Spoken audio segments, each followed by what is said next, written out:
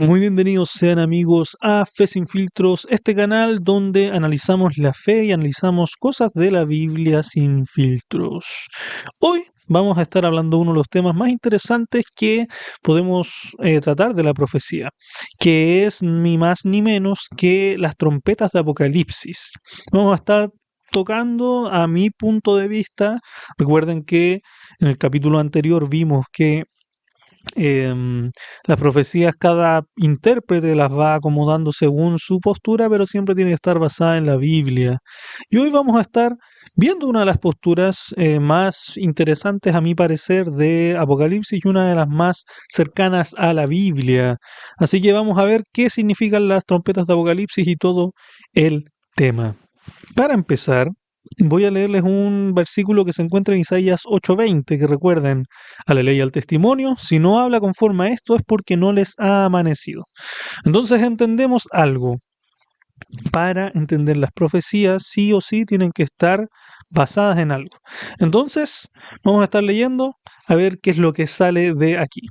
Primero que nada, recuerden antes de empezar suscribirse, darle like y darle a la campanita por si no le han dado y así no se pierden ninguno de los videos siguientes futuros. Esta es otra edición de Sin Cortes y vamos a continuar con el video. Muy bien, hay varias posturas proféticas en torno a la postura historicista.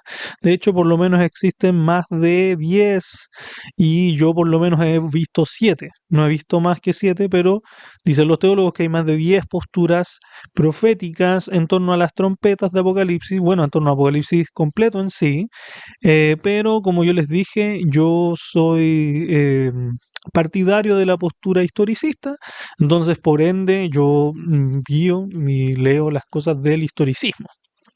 Entonces hay 7 posturas. Hay un libro que se llama Eventos de los Últimos Días, en la página 39, en el párrafo 1. Dice, es cierto que el tiempo ha sido más largo de lo que habíamos esperado en los primeros días del mensaje.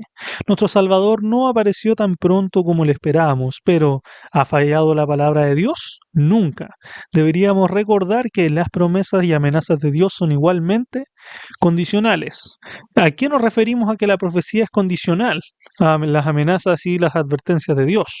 Bueno, las condiciones son según la humanidad. Obviamente, la profecía se cumple de una u otra forma dependiendo de cómo está la humanidad en ese momento. Por ejemplo, tengo 2 ejemplos. Uno sería Jonás.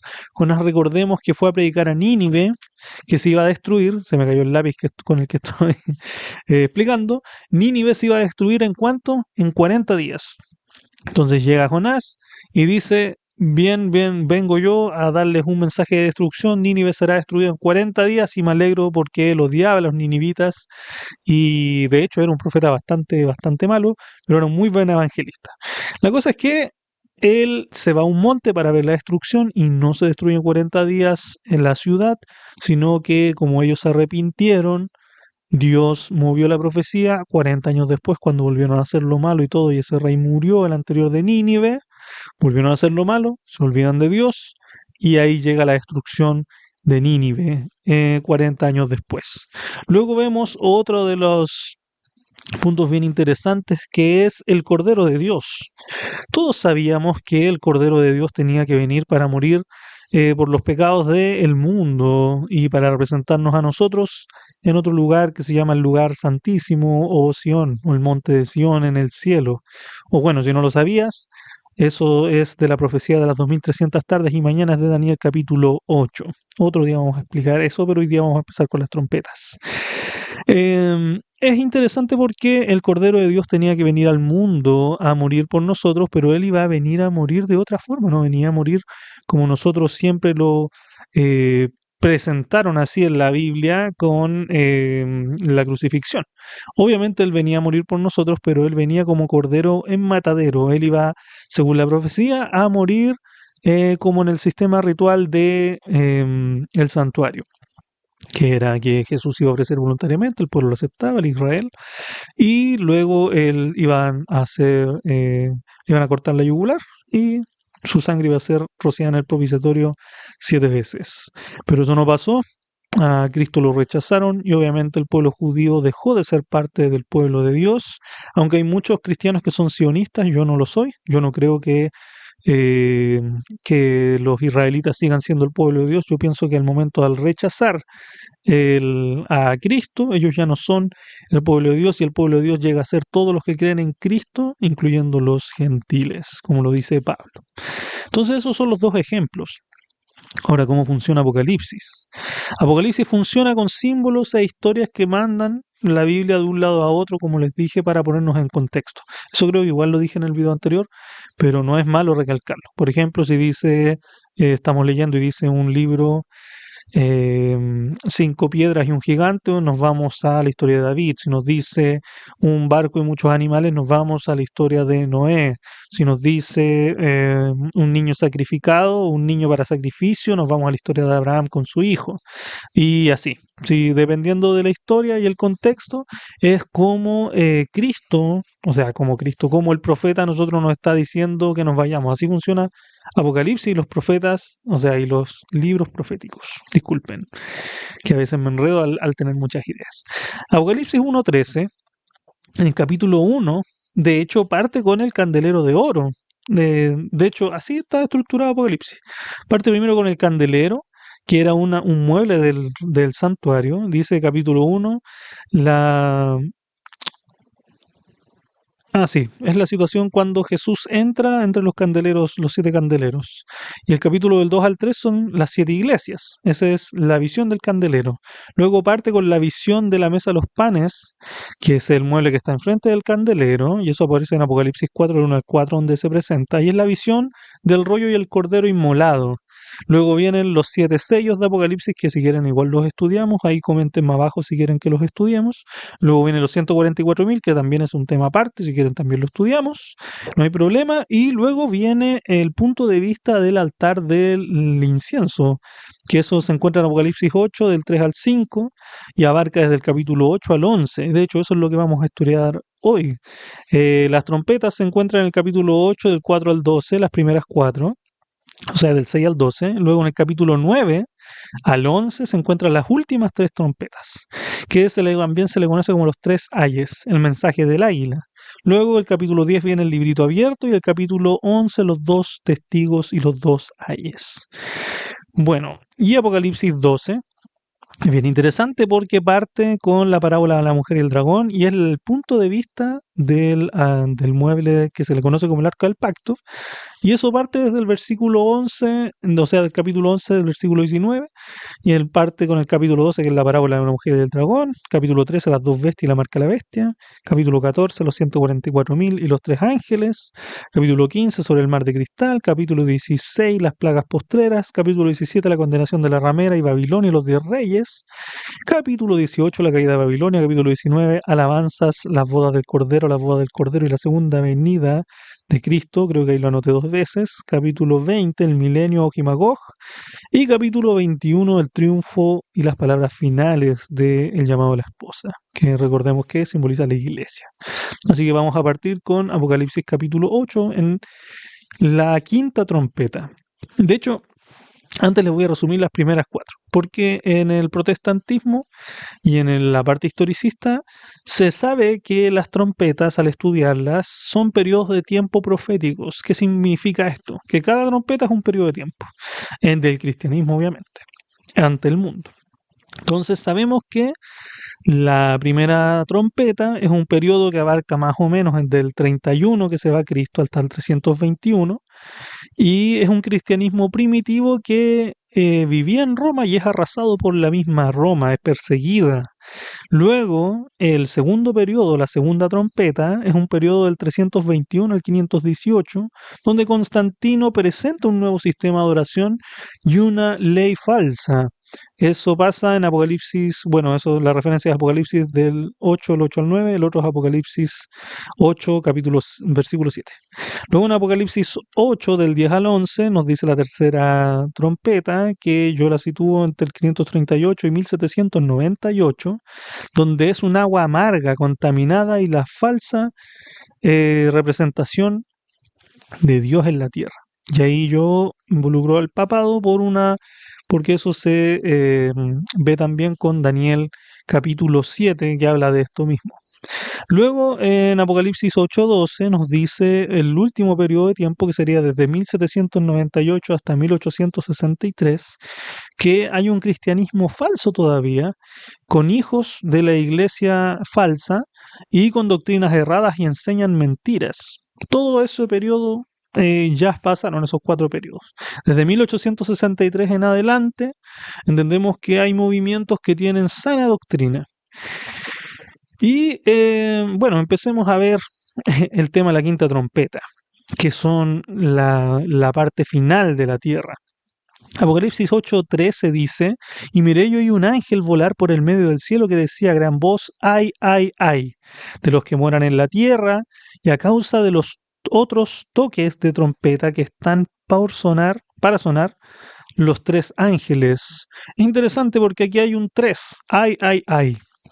El número 3 en Apocalipsis simboliza énfasis. Y aquí aparece, dice, y miré yo y un ángel, pero aquí la palabra ángel en realidad en griego, sí, también, bueno, la usan para ángel, pero aparece la palabra águila. De hecho, no busqué ahora que estoy pensando la palabra en griego, pero hay traducciones que si ustedes las buscan en su Biblia, Apocalipsis. Vamos a buscar, de hecho, Apocalipsis 8, en el versículo 13. Apocalipsis 8:13, y les digo enseguida cuál es la palabra que aparece ahí. Porque dice, vi volar en medio del cielo un aetos. Y la palabra aetos ni siquiera significa ángel, dice águila. Ahora, ¿por qué es importante esto que diga águila y no ángel?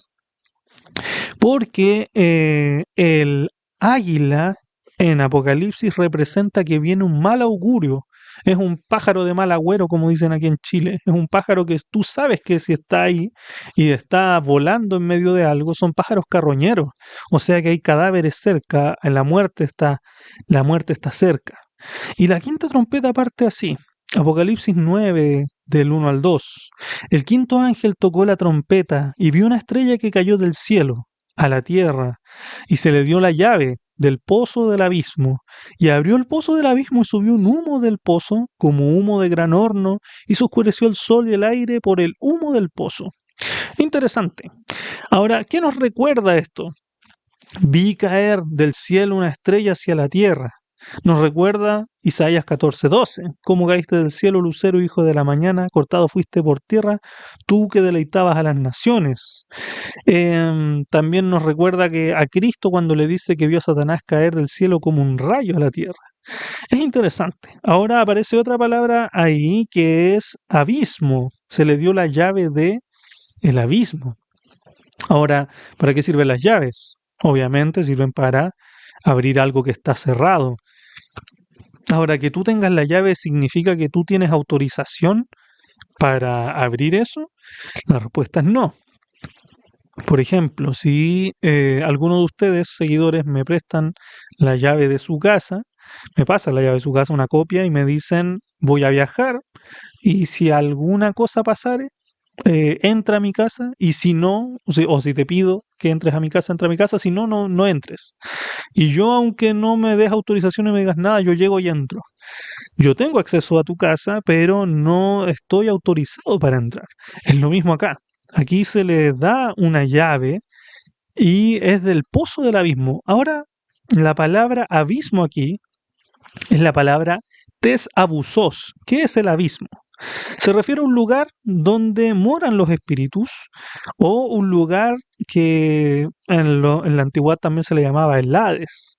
Ahora, ¿a qué nos referimos con espíritus? Cuando habla aquí el lugar donde moran los espíritus, son lugar donde moran seres, como dice Pablo, son seres que vienen de lo más lejano, del cosmos. Entonces eran seres malos que están ahí.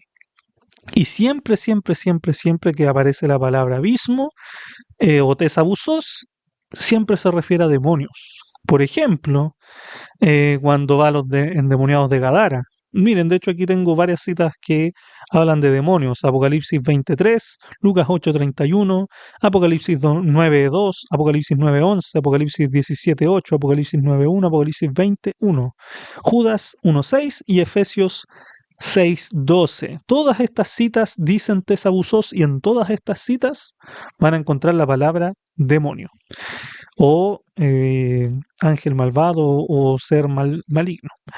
En 2 Corintios 11:14 dice, no es maravilla porque el mismo Satanás se disfraza como ángel de luz. Entonces ya tenemos clave de algunas cosas. Ahora sigamos con Apocalipsis. Apocalipsis 18:2 dice, ha caído la gran Babilonia, se ha hecho y se ha convertido en habitación de demonios, en guarida de todo espíritu inmundo y en albergue de toda ave inmunda y aborrecible. O sea que se abrió el abismo y Babilonia, que representa en la Biblia, sobre todo en Apocalipsis, representa el mundo, Babilonia se transforma en guarida de todo demonio y de toda ave inmunda, como las águilas que aparecían al principio. Apocalipsis 9, del 2 al 3, dice, y abrió el pozo del abismo y subió del humo como un pozo, o sea, abrió el pozo del abismo y subió humo del pozo como humo de un gran horno, y se oscureció el sol y el aire y el humo del pozo. Y del humo del pozo salieron langostas sobre la tierra y se les dio poder como que tiene el poder de los escorpiones de la tierra. Humo.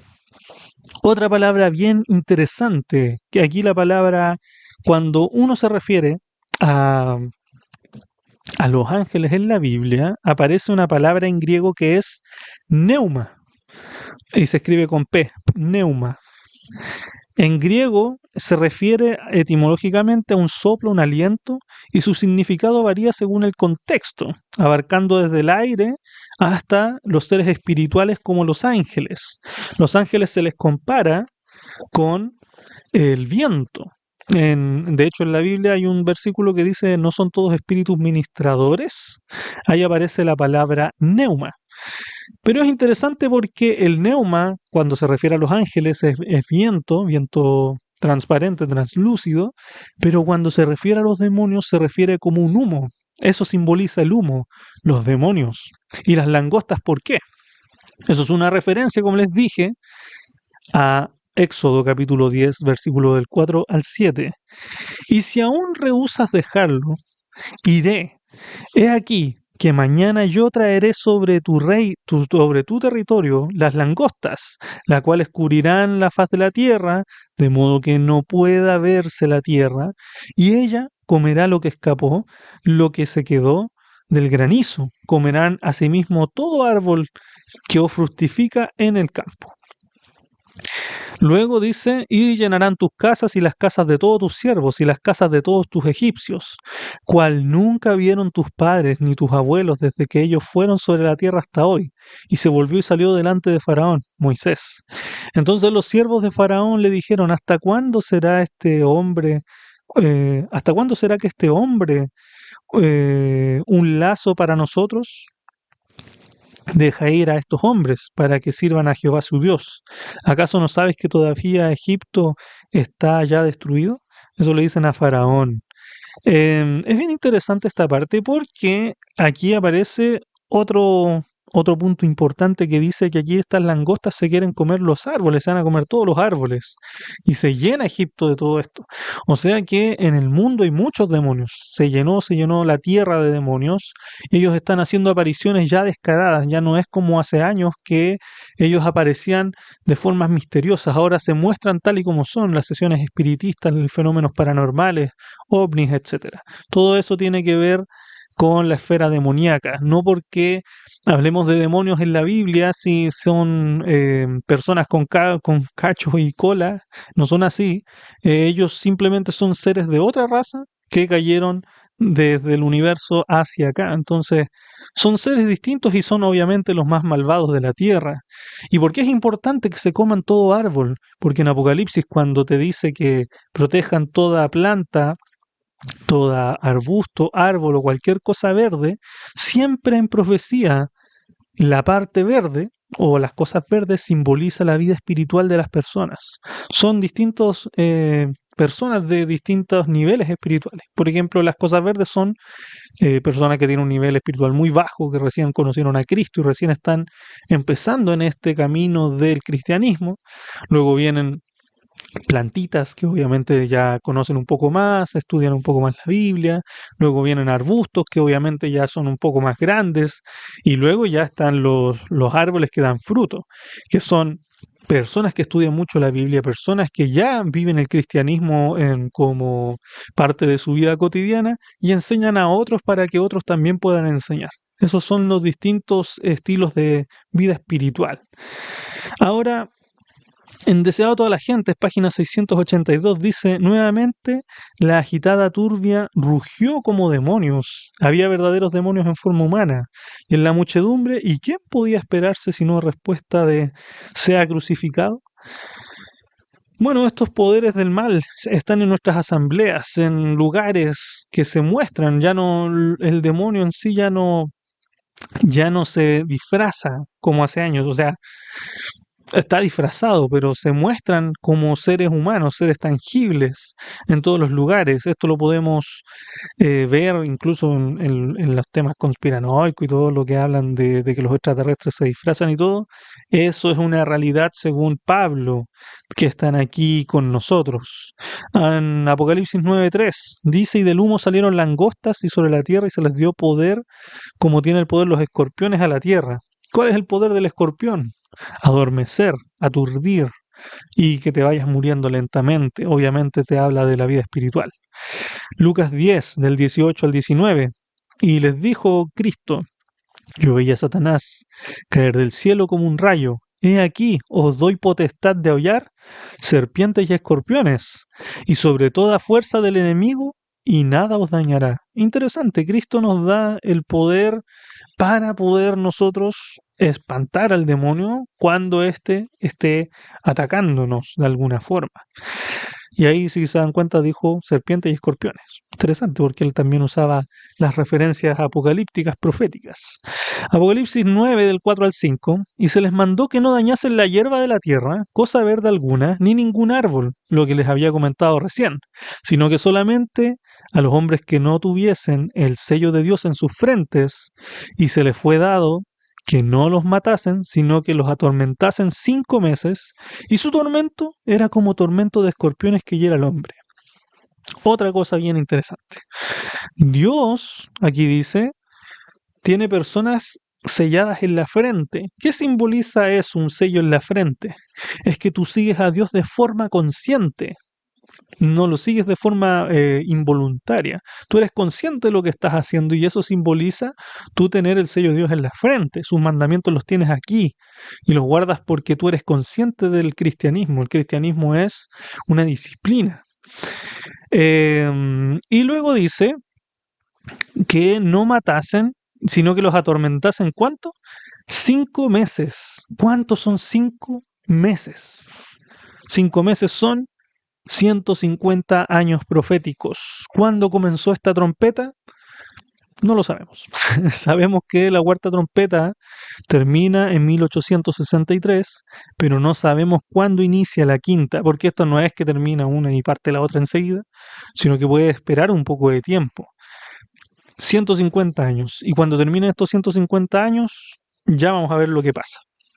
Ahora en Ezequiel 20 nos dice una clave de este sello. Ezequiel 20 del 2 al 20 dice, y les di también mi sábado para que fuese señal entre ellos, entre mí y ellos, para que supiesen que yo soy Jehová, el Dios que los santifica, y santificad mis sábados, y vean por señal entre mí y vosotros, para que sepáis que yo soy Jehová vuestro Dios. Es interesante este tema porque en el mundo protestante en sí en general, el día sábado de la ley no lo toman como parte de la ley porque dicen que es de los judíos, que eso se le dio a los judíos y que como Cristo vino, ellos citan Mateo capítulo 5, dice que él, de hecho citan una cosa súper estúpida, vamos a leerlo de hecho, Mateo capítulo 5. Dicen que Cristo abole la ley, abole claramente los mandamientos. Dice porque en su sacrificio él viene a abolir todo. Dice, no penséis que he venido para abrogar la ley a los profetas, no he venido para abrogar, sino a cumplir. Como dicen ahí, se cumple la ley, en Cristo ya no es necesario guardar la ley. Eh, pero aquí siempre se salta en lo que sigue diciendo Cristo, porque de cierto os digo que hasta que pase el cielo ni la tierra, ni una jota ni una tilde pasará la ley, hasta que todo esto se haya cumplido. De manera que cualquiera que quebrante uno de mis mandamientos por muy pequeño, así enseña a los hombres, muy pequeño será llamado en el reino de los cielos. Mas cualquiera que haga y enseñe, y éste será llamado grande entre los reinos de los cielos. Porque os digo que si vuestra justicia no fuese mayor que la de los escribas y fariseos, no entraréis al reino de los cielos. De hecho, la primera parte dice, no penséis que he venido a abrogar o a abolir la ley o a los profetas, sino que he venido a cumplir. Es como obvio lo que está diciendo. Dice en español normal, yo no piensen que, no, que yo vine a quebrar la ley, sino que yo vine a cumplir la ley. ¿A qué se refiere con eso? Que él iba a venir a cumplir la ley, a que nosotros guardáramos los mandamientos. De hecho, más adelante dice que no debemos quebrar los mandamientos, que no tiene que moverse ni una tilde ni una jota, tenemos que cumplir los mandamientos. Ahora, ¿cómo yo digo que el sábado es importante y por qué no era solo para los judíos? Porque en Génesis, en capítulo 1, el primer libro de la Biblia, cuando él santifica el sábado, Dios, en la creación, miren, déjenme irme al capítulo y Dios aquí vio que era bueno. No, en el capítulo 2. Y fueron acabados los cielos y la tierra. Mira, aquí está. Y acabó Dios el séptimo día, el sábado, la obra que hizo, y reposó el día séptimo de toda la obra que hizo.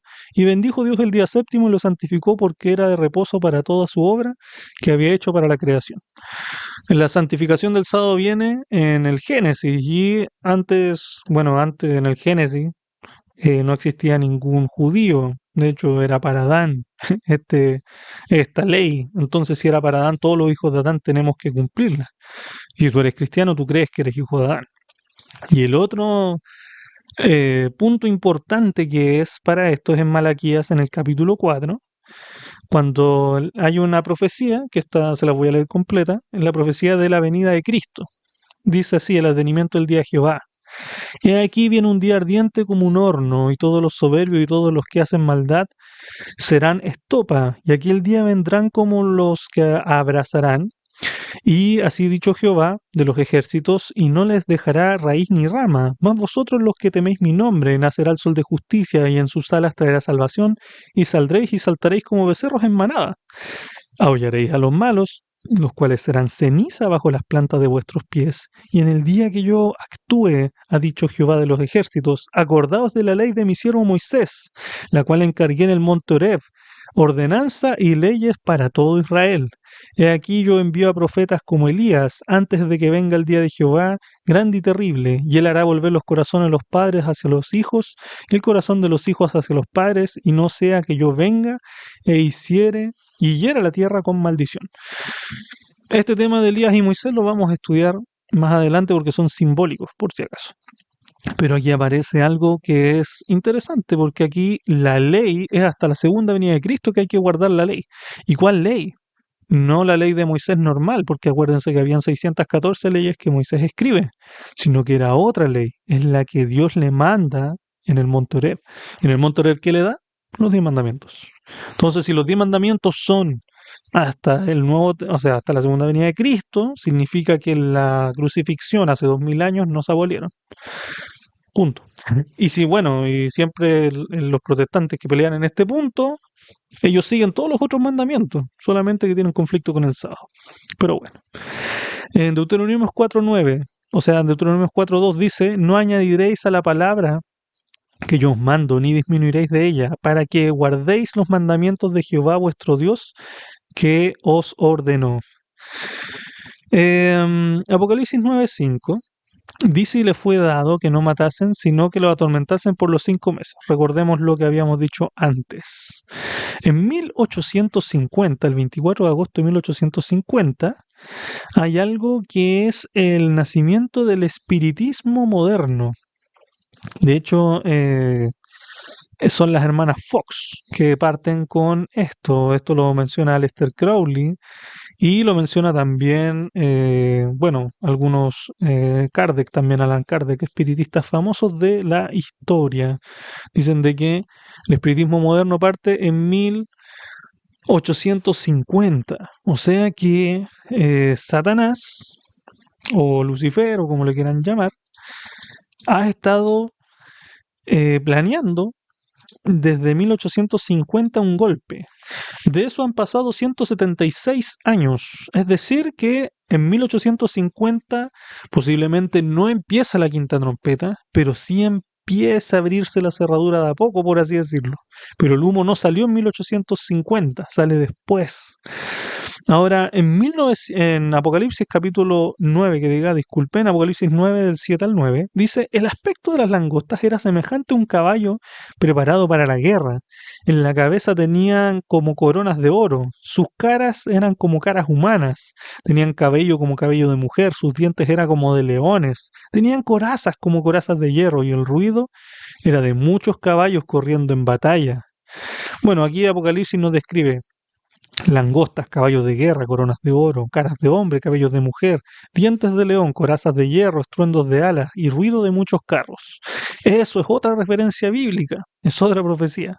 Es una profecía que se encuentra en Joel, en el capítulo 1, en versículo 4, en el capítulo 2, versículo 4, en el 1.6, bueno, se los voy a mejor mencionar así. Las langostas están en el 1.4, el caballo de guerra del 2.4, los hombres sin número del 1.6, los dientes de león del 1.6, las corazas de hierro, el 1.15, igual que hay del día del 1.15, el día de tinieblas y oscuridad es el 2.2 y ruido de muchos carros también es el 2.2. Ahí lo que está escribiendo Joel es la venida de Cristo. De hecho, vamos a leer algunos de estos versículos. Ahí del día, Joel 1.15, porque cercano está el día de Jehová, vendrá como destrucción por el Todopoderoso. Joel 2 del 10 al 11. Delante de él temblará la tierra y se estremecerán los cielos, el sol y la luna se oscurecerán, las estrellas retraerán su resplandor. Y Jehová dará una orden delante de sus ejércitos, porque muy grande es su campamento. Fuerte es el que ejecuta su orden, porque grande es el día de Jehová y muy terrible. ¿Quién podrá soportarlo? Obviamente hablando de la segunda venida. Joel 2 del 12 al 13. Por eso pues ahora dice Jehová, convertíos a mí todo vuestro corazón con ayuno, lloro y lamento, rasgad vuestro corazón y no vuestros vestidos y convertíos a Jehová vuestro Dios, porque misericordioso es y clemente, tardo para la ira y grande en misericordia, y que se duele del castigo. Joel 2 del 14 al 16. ¿Quién sabe si volverá y se arrepentirá y dejará bendiciones tras él? Esto es ofrenda.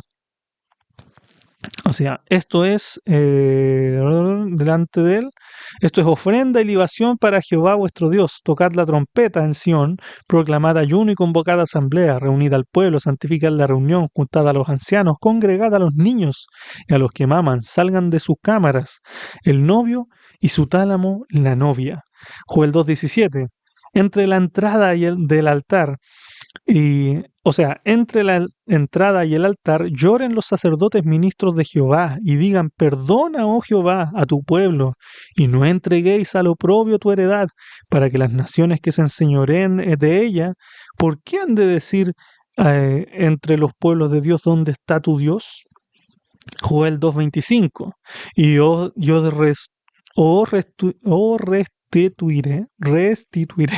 restituiré los años que comió la oruga, el revoltón y la langosta y mi gran ejército que envía a vosotros. Joel 2:28. Después de esto derramaré mi espíritu sobre toda carne y profetizarán vuestros hijos y vuestras hijas y vuestros ancianos soñarán sueños y vuestros jóvenes verán visiones. Y el 23 dice, y descenderá sobre ellos lluvia temprana y tardía como al principio. La quinta trompeta de Apocalipsis, aquí nos relató un poquito lo que va a pasar. Después de que termine la quinta trompeta de Apocalipsis, va a enviar un ejército espiritual, simbólico, que al final es una persecución al pueblo de Dios. Hay una persecución a la gente que guarda los mandamientos de Dios y que tiene la fe de Jesucristo, como lo dice Apocalipsis. O sea, cristianos reales que están intentando buscar la verdad. Si tú eres uno de estos cristianos que está intentando entender la profecía y entender la verdad, como lo dice Daniel capítulo 12, tú eres de ese pueblo. Y si tú quieres seguir estudiando la Biblia y quieres seguir aprendiendo, tú también vas a ser perseguido en el momento que venga esta persecución futura. ¿Por qué? Les voy a decir una cosa que están en más adelante, que quizás vamos a estudiar igual. La línea profética, la línea de tiempo profética es la siguiente. Actualmente nosotros estamos en Mateo 24, versículo 8 y en Daniel 11, Daniel capítulo 11, versículo 30. Ahí estamos nosotros. Todo lo demás eso es futuro. Y hay 28 versículos en Mateo 24, por si acaso. Y luego de que nosotros, después de la Segunda Guerra Mundial, Primera y Segunda Guerra Mundial, viene un siglo de terremotos, luego vienen pestes, y nosotros estamos ahí en el principio del dolor. Luego viene una persecución a causa de Cristo. Y esto es un periodo profético que aproximadamente dura 3 años y medio. Y eso lo vamos a estudiar después, si quieren, los 1335 días y los 1290 días de Daniel capítulo 12. Y luego se acaba la gracia, es derramada un poquito antes de que se acabe la gracia, es derramada, como aquí dice, la lluvia tardía, que es el Espíritu Santo. Las personas que están en este movimiento de cristianos que siguen al Cordero donde quiera que vaya, ellos toman la decisión en su corazón de apartarse del mundo, huir obviamente, y predicar con todo pulmón, a toda fuerza. Entonces se derrama esto y vienen las 7 plagas de Apocalipsis y viene Cristo. Así es el panorama profético. ¿A cuánto estamos de eso? Yo creo que muy poco. Ya creo que estamos a punto de acabar los 150 años proféticos de Apocalipsis capítulo 9. Así que hay que esperar, hay que ver, hay que esperar en Dios. Dios nos promete que Él siempre va a estar con nosotros, no importa lo que pase. Él va a estar allí protegiéndonos como en el Salmo 23. Recuerden que dice, Jehová mi pastor, nada me faltará, en lugares de delicados pastos me hará descansar, junto a aguas de reposo me pastorará, confortará mi alma, me guiará por sendas de justicia, y aunque ande en valles de sombra y de muerte, no temeré mal alguno, porque tú estarás conmigo. Tu vara y tu callado me infundirán aliento. Eso es parte del Salmo 23. Entonces, gente, eso sería la quinta trompeta. Si quieres saber más de Apocalipsis, más del que Daniel y más de otras profecías que te pueden interesar o las cosas del libro profético como que son los jinetes de Apocalipsis, qué es el 666, qué son los 144.000, etcétera, déjalo en los comentarios, ahí te voy a estar leyendo y vamos a estar viendo cuál va a ser el siguiente tema para el capítulo de hoy, bueno, el capítulo de la próxima semana. Así que eso, muchas gracias por haber escuchado aquí Fe Sin Filtros, nos vemos en la próxima y antes déjenme recomendarles Heaven Music, nuestro canal de música donde estamos subiendo mucha música contemporánea con arreglos acústicos y todo el tema. Si quieres escuchar música cristiana ahí para tu trabajo, donde estés, caminando, andando, etcétera, ahí lo estamos subiendo y pronto vamos a estar en Spotify. Así que gracias a todos los que nos siguen, yo soy Daniel, nos vemos en el próximo capítulo. Bye.